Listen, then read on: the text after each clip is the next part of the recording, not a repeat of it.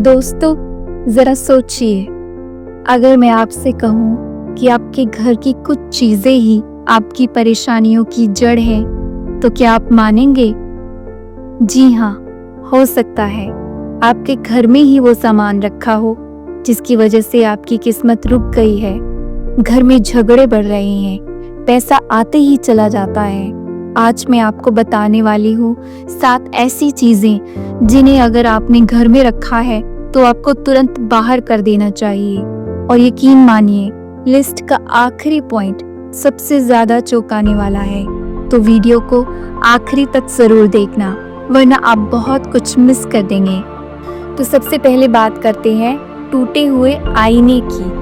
क्या आपने कभी गौर किया है, जब भी घर में टूटा शीशा रखा हो तो माहौल भारी भारी लगने लगता है। दोस्तों, टूटा हुआ शीशा सिर्फ आपकी शक्ल ही बिगाड़ कर नहीं दिखाता, बल्कि धीरे धीरे आपकी किस्मत भी बिगाड़ देता है। वास्तुशास्त्र में साफ लिखा है कि टूटा हुआ आईना घर में रिश्ते में दरार लाता है, आर्थिक नुकसान का कारण बनता है, और सच कहूं तो जब भी कोई उसमें अपना चेहरा देखता है, वो अपने ही अस्तित्व को अधूरा देखता है। तो अगर आपके घर में कहीं भी टूटा हुआ शीशा पड़ा हुआ है तो उसे अभी निकाल दीजिए। दूसरी चीज है मरे हुए पौधे और सूखे फूल। आप सोचते होंगे कि ये तो सजावट का हिस्सा है, लेकिन सच में ये आपकी घर की खुशियों को छीन रहे हैं। मरे पौधे रुकावट और अधूरेपन का प्रतीक होते हैं। वास्तुशास्त्र में लिखा है, अगर आपके घर में मरे पौधे रखे हों तो घर की तरक्की धीरे धीरे थम जाती है। तो दोस्तों, अगर आपके गमले सूख गए हैं तो तुरंत उनमें हरे पौधे लगाइए, क्योंकि हरे पौधे जीवन, सकारात्मक ऊर्जा और समृद्धि के प्रतीक होते हैं। अब आते हैं तीसरे पॉइंट पर, फटे हुए जूते चप्पल।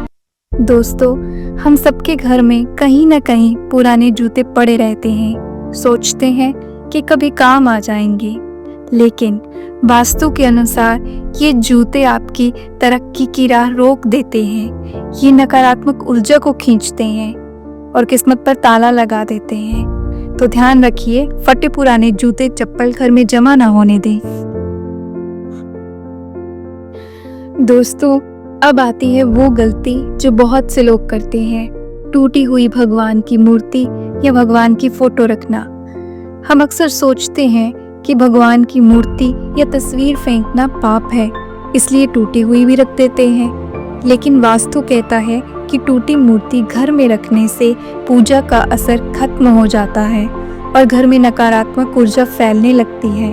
इसलिए याद रखिए, अगर भगवान की मूर्ति टूट जाए तो उसे बहते जल में प्रवाहित कीजिए और घर में नई मूर्ति स्थापित कीजिए।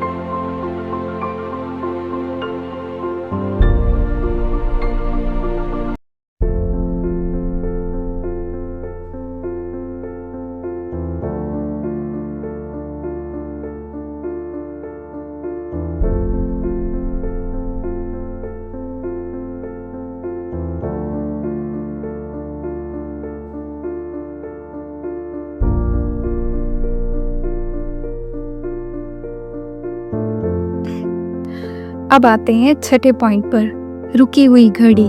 दोस्तों, घड़ी सिर्फ समय ही नहीं बताती, बल्कि ये आपके जीवन का प्रवाह भी दिखाती है।